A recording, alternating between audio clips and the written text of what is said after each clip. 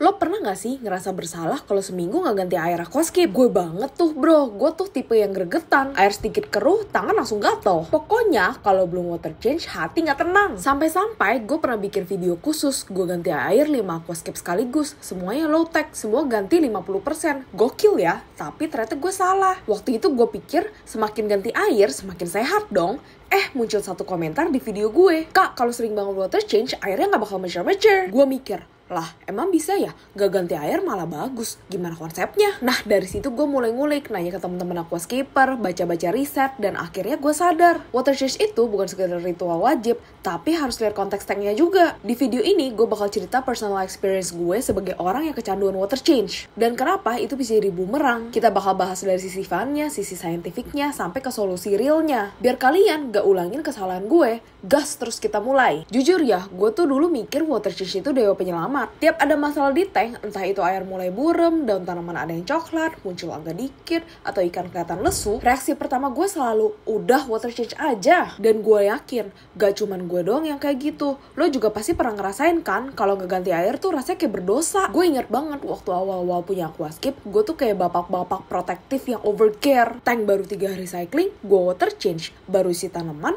gue water change. Baru healing dari alga, gue water change. Bahkan aquascape yang udah setahun pun, gue masih rajin water change 50% per minggu. Gue mikir air bening sama dengan sehat. Simple kan? Tapi ternyata di dunia aquascape, bening belum tentu stabil. Air bisa aja kelihatan jernih, tapi kondisi biologisnya gak mateng. Dan ternyata water change terlalu sering tuh bisa bikin sistemnya gak pernah stabil. Gue baru ngeh waktu itu, pas banyak tanaman gue gak kunjung subur. Alga datang terus, dan yang paling ngeselin, setiap tank kayak harus di reset terus. Di titik itu, gue ngerasa, lah ini aquascape gue kok kayak gak berkembang ya? Padahal udah gue rawat banget loh. Dan baru setelah gue dapet komentar di video gue soal air susah mature karena sering diganti, otak gue mulai nyambung. Gue kayak, oh jadi selama ini gue bukan ngerawat, tapi ngerusak stabilan sistem sendiri. Dan dari situ gue mulai cari tahu sebenarnya yang dimaksud air mature itu apa sih? Nah ternyata mature di sini tuh maksudnya bukan cuma umur tank yang udah lama, tapi lebih ke sistem biologis di dalam tank itu udah stabil secara ekosistem. Kayak miniatur alam lah, semua komponen dari bakteri, biofilm, sampai nutrisi udah punya keseimbangannya sendiri. Di aquascape, terutama yang low tech, kita tuh sebenarnya ngandalin alam buat kerja. Bakteri nitrifikasi bantu ngolah amonia jadi nitrit, terus jadi nitrat. Terus ada biofilm yang hidup di permukaan hardscape, substrat, bahkan kaca. Itu penting banget buat mikroorganisme, udang, dan stabilitas ekosistem. Nah masalahnya, tiap kali kita water change gede-gedean, sistem itu diganggu. Lo bayangin deh,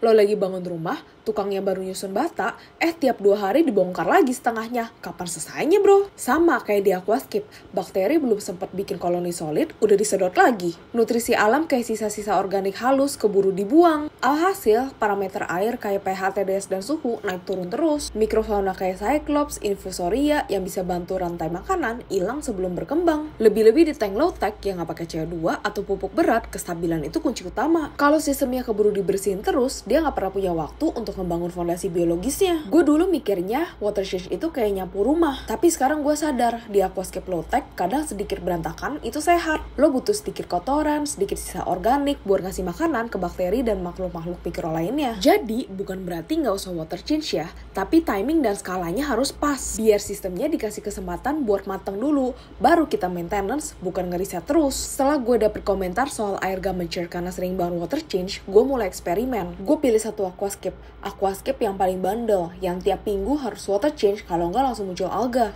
Nah ini isi tanamannya low tech, gak pakai CO2, cuma dikasih pupuk cair dikit sama pencahayaan standar. Biasanya tank ini gue water change 50% tiap minggu, bahkan kadang seminggu 2 kali kalau gue lagi iseng. Dan akhirnya gue coba eksperimen gak water change selama 2 minggu. Biasanya gue tipe yang greget, tapi kali ini gue tahan. Gue pengen lihat apa yang terjadi kalau gue kasih ruang untuk aquascape gue belajar napas sendiri. Awalnya gue sempat mikir buat bantu tank gue lebih stabil, gue masukin beberapa red cherry shrimp biar bantu bersihin sisa-sisa daun dan lumur halus. Tapi ternyata mereka malah jadi camilan favorit si wild betta. Satu persatu hilang kayak ditelan kegelapan, jadi ya udah gue move on. Akhirnya gue coba cara lain, gue masukin keong tanduk beberapa ekor. Gak gue harapin banyak, tapi seminggu 2 minggu perlahan-lahan hardscape mulai kinclong sendiri. Bibi gue juga pada hilang. Gue mulai ngeliat pola, tanaman tumbuh lebih stabil, daun gak melting, gak ada lapisan minyak lagi. Gue tambahin bakteri starter dikit, yang penting gue gak sentuh-sentuh lagi deh. Gak ada water change besar, cuma top up air yang nguap. Yang bikin gue mind blown, mulai muncul microorganism kecil kayak Cyclops dan Detritus worm. Mereka kayak pasukan bersih-bersih gratisan. Daun-daun rontok juga gak bikin air jadi keruh, malah jadi pupuk alami. Pas gue bandingin sama aquascape lain yang masih sering gue water change tiap minggu, bedanya kerasa banget. Yang sering gue ganggu malah stagnan, alga masih suka muncul. Sementara yang gue biarin jalan alami jadi lebih hidup dan seimbang. Dari situ gue sadar, bukan soal lo sibuk aquascape tiap hari, tapi soal lo ngerti kapan harus turun tangan dan kapan harus kasih waktu buat ekosistemnya belajar napas sendiri.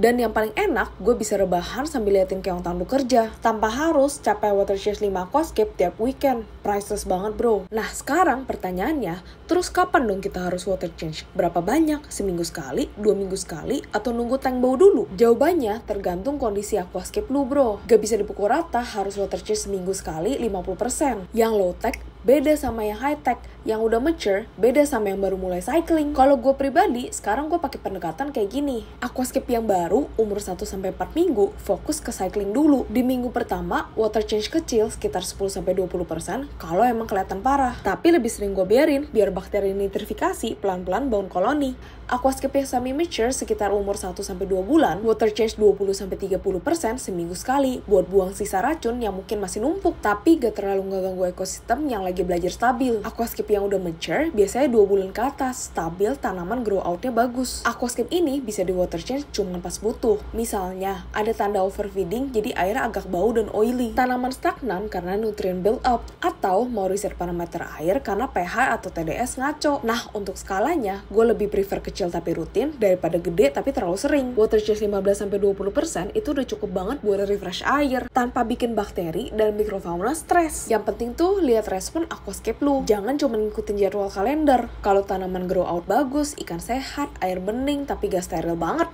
ya udah itu tanda kalau aquascape lu udah stabil. Lo bisa juga pantau pakai alat bantu, misalnya TDS meter. Kalau TDS udah naik drastis dan lo tahu lo gak overdosing pupuk, ya mungkin udah waktunya water change. Gue sekarang malah seneng water change jadi opsi sadar, bukan kewajiban. Kayak ngajak ngobrol aquascape, lo butuh disegerin gak hari ini? Kalau jawabannya iya, baru gue guyur. Kalau enggak, biarkan dia menikmati siklus hidupnya. Oke bro, sebelum kita tutup, gue mau bahas nih beberapa kesalahan dan mitos yang sering bikin aquascape baru atau bahkan yang udah lama salah langkah soal water change. Pertama, mitos air harus selalu bening kayak kristal. Padahal lo harus paham, air yang terlalu bersih atau steril justru gak bagus buat aquascape. Karena yang kita butuhin itu keseimbangan mikroorganisme. Air yang terlalu bersih malah kayak taman tanpa tanah. Tanaman susah tumbuh. Mitos kedua, water change itu solusi instan buat semua masalah. Banyak yang kalau ada alga, daun kuning, atau ikan gak sehat langsung ganti air gede-gedean. Padahal kadang itu tanda masalah lain kayak nutrisi kurang, pencahayaan salah, atau parameter gak seimbang. Water change cuma bikin masalah itu tersembunyi sementara. Nah yang terakhir, water conditioner itu bisa ngatasin semua masalah air. Memang bener water conditioner itu bisa netralin klorin dan logam berat, tapi gak bisa gantiin proses biologis alami di aquascape. Jadi water conditioner itu lebih kayak booster, bukan obat ajaib. Dan guys, kita udah bahas tuntas soal drama water change di aquascape lo. Khususnya kenapa terlalu sering ganti air bisa bikin air susah matang dan sistem di tank jadi gak stabil. Dari personal experience gue yang dulu overcare banget, sampai akhirnya gue sadar kalau sabar kasih waktu buat ekosistem di tank untuk berkembang itu jauh lebih penting daripada sering-sering ngeriset dan water change besar-besaran. Intinya, merawat aquascape itu bukan cuma soal sering ganti air atau pakai banyak produk, tapi gimana kita paham dan jaga keseimbangan mikroorganisme dan nutrisi yang ada di dalam aquascape. Gak ada solusi instan, yang penting sabar, observasi, dan sesuaikan perawatan sama kondisi aquascape lo sendiri. Lo punya pengalaman unik soal water change? Atau punya pertanyaan tentang cara bikin aquascape lo makin matang dan sehat? Tulis aja di kolom komentar ya, gue pengen banget denger cerita dan diskusi dari kalian semua. Kalau lo suka konten kayak gini, yang fun, edukatif, dan ngulik hal-hal nyata di dunia aquascape, jangan lupa like dan subscribe biar gak ketinggalan update terbaru dari gue. Thanks udah nonton, sampai ketemu di video berikutnya. Peace out guys!